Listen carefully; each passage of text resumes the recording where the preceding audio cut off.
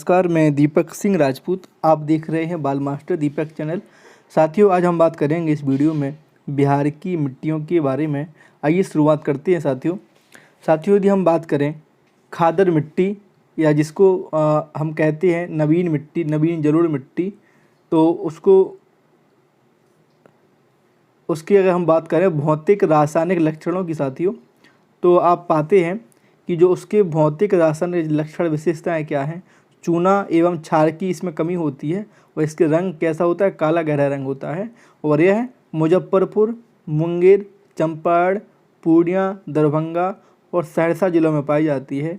और खादर मिट्टी में जो कि नवीन जलोढ़ मिट्टी होती है, इसमें गन्ना, गेहूँ, जूट, धान, मक्का, चना, अरहर ये प्रमुख रूप से फसल बोई जाती हैं। किसमें? खादर या नवीन जलोढ़ मिट्टी में। आगे बात करते हैं तो बांगर या पुरानी जलोढ़ मिट्टी, इसकी विशेषता की बात करें तो क्षारीय एवं अम्लीय गहरा भूरा रंग होता है इसका। गया, पटना, रोहतास इसके ज़िले हैं, जो क्षेत्र हैं यहाँ मिट्टी पाई जाती है। और अरहर, बाजरा, ज्वार, धान, गेहूँ ये इसमें फसल पाई होती है। और एक है साथियों तराई क्षेत्र, जिसकी बात करें विशेषताओं की, तो इसमें रेत और कंकड़ युक्त ये मिट्टी होती है। भूरा व हल्का पीला इसका रंग होता है। और चंपारण और किशनगंज इसके विशेष क्षेत्र हैं जहाँ ये मिट्टी पाई जाती है। और धान, पटसन, गन्ना ये इसकी फसल है जो इसमें तराई क्षेत्र में होती है। अगली मिट्टी का नाम है बाल सुंदरी। चूना व क्षार युक्त मिट्टी होती है, इसका रंग गहरा भूरा और सफ़ेद होता है। पूर्णिया, सहरसा, चंपारण, मुजफ्फरपुर इसका क्षेत्र है। और गन्ना, धान, गेहूँ, मक्का, तंबाकू ये इसके क्या है, फसल है, किसमें होती है, बाल सुंदरी मिट्टी में। इसके बाद जो अगली मिट्टी है साथियों वो है बलथर मिट्टी। कौन सी है? बलथर मिट्टी। और इसका जो भौतिक लक्षण है वो है क्या है, रेत होती है इसमें और कंकड़ युक्त मिट्टी है। और इसकी प्रकृति अम्लीय होती है, कैसी अम्लीय होती है, और रंग इसका लाल होता है। और ये विशेष रूप से कैमूर जो क्षेत्र है, कैमूर जिला है, वहाँ पर ये पाई जाती है। और ज्वार, बाजरा, अरहर ये इसके क्या है, फसल है इसकी, किसकी, बलथर मिट्टी की। एक है साथियों टाल मिट्टी। कौन सी है? टाल मिट्टी। इसमें क्या होता है कि इसका जो रंग है साथियों वो कैसा होता है, धूसर रंग होता है। और पटना, मुंगेर, भागलपुर इसके क्षेत्र होते हैं। दलहन, तिलहन, गेहूँ ये इसकी फसल है, किसकी, टाल क्षेत्र की। ठीक है। आगे बात करें तो साथियों जो गंगा नदी के उत्तरी और दक्षिणी किनारों पर पाई जाने वाली मिट्टी को दियारा क्षेत्र की मिट्टी कहते हैं। तो दियारा क्षेत्र की मिट्टी किसे कहते हैं? जो गंगा नदी के उत्तरी व दक्षिणी किनारों पर पाई जाती है। ठीक है। बाल सुंदरी मिट्टी का क्षेत्र केला और लीची के बागवानी के लिए प्रसिद्ध है। किसका? बाल सुंदरी मिट्टी का। इसके बाद है गहरे भूरे पीले रंग की भारी जलोढ़ मिट्टी। गहरे भूरे पीले रंग की भारी जलोढ़ मिट्टी भोजपुर ज़िले में पाई जाती है। किसमें पाई जाती है? भोजपुर ज़िले में मुख्य रूप से पाई जाती है। इसके बाद है बिहार में औसत उच्च तापमान वाला स्थान कौन सा है? गया है। और बाल सुंदरी बिहार में पाई जाने वाली एक प्रकार की कौन सी मिट्टी है?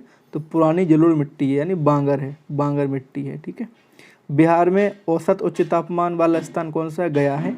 अप्रैल में आर्द्रता की मात्रा समस्त बिहार में न्यूनतम होती है। तो आर्द्रता कैसी होती है? न्यूनतम कब? अप्रैल महीने में। किशनगंज जिले में सर्वाधिक वर्षा होती है। किसमें? किशनगंज में। और बिहार में अधिकांशतः वर्षा बंगाल की खाड़ी से आने वाली दक्षिण पश्चिमी मानसून हवाओं से होती है। ठीक है।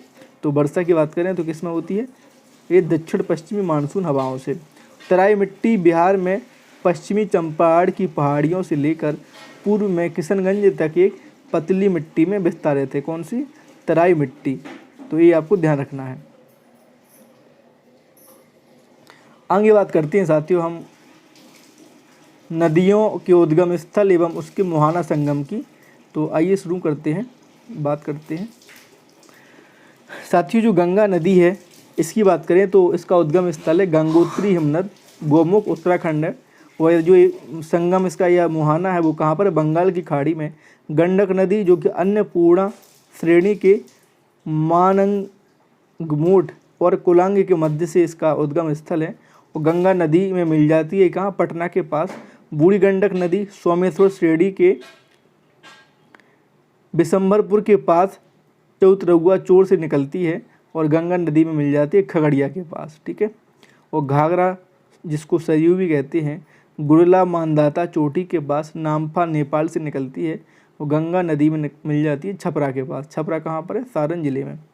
कोसी नदी गोसाई स्थान से निकलती है और सप्तकोशी नेपाल से निकलती है, जो कि कुर्सेला के पास मिल जाती है कहाँ पर, गंगा नदी में। सोन नदी अमरकंटक चोटी से निकलती है मध्य प्रदेश से और यह गंगा नदी में मिल जाती है दानापुर और मनेर के मध्य, ठीक है। और पुनपुन नदी, कौन सी नदी, पुनपुन नदी छोटा नागपुर पठार पलामू से निकलती है और गंगा नदी में मिल जाती है फतुहा के पास, ठीक है। अगली नदी है कर्मनाशा नदी और यह सारूदाग कैमूर से निकलती है, गंगा नदी के पास मिल जाती है एक चौसा के पास। और फल्गु नदी उत्तरी छोटा नागपुर पठार से निकलती है हजारीबाग से और यह कहाँ मिल जाती है, टाल क्षेत्र में। अजय नदी ये बटवाड़ जमुई से निकलती है और यह कहाँ मिल जाती है साथियों, तो ये मिल जाती है गंगा पश्चिम बंगाल में, ठीक है। और जो बागमती नदी है ये महाभारत श्रेणी नेपाल से निकलती है और इसका जो संगम में मुहाना क्षेत्र है वो है क्या, बूढ़ी गंडक। कहाँ है, बूढ़ी गंडक, किसका, बागमती नदी का। कमला नदी जो कि महाभारत श्रेणी से निकलती है नेपाल से और यह कहाँ मिल जाती है, कोसी नदी में, ठीक है। इसके बाद आपको और बातें याद रखनी है कि बिहार के पटना ज़िले में गंगा नदी सबसे लंबी है। तो प्रश्न आएगा कि गंगा नदी किस ज़िले में सबसे लंबी है, तो वो है पटना ज़िले में, ठीक है। गंगा नदी की सहायक नदी सोन नदी उत्तर की ओर प्रवाहित होती है। कहाँ होती है, उत्तर की ओर प्रवाहित होती है, ठीक है। गंगा नदी घाटी का भाग उत्तरी कोयल उपनदी है और बिहार में गंगा के किनारे 12 जिले लगभग स्थित हैं। बिहार में नदियों में सर्वाधिक नदी परिवर्तन कोसी नदी करती है, ठीक है। कौन करती है, तो मार्ग परिवर्तन के लिए कौन सी नदी प्रसिद्ध है, तो वो है कोसी नदी। कोसी को बिहार का शोक कहा जाता है, पता ही है आपको। गंगा नदी की उत्तरी सहायक नदियों में सर्वाधिक लंबाई 120 किलोमीटर किसकी है, तो कोसी नदी की है। और गंगा नदी बिहार में 445 किलोमीटर क्षेत्र में प्रभावित होती है। और कोसी का जो वास्तविक नाम है वो क्या है, कोसी नदी का वास्तविक नाम है। और कर्मनाशा नदी को बिहार में अपवित्र तथा अशुभ माना जाता है, किसको, कर्मनाशा नदी को, ठीक है।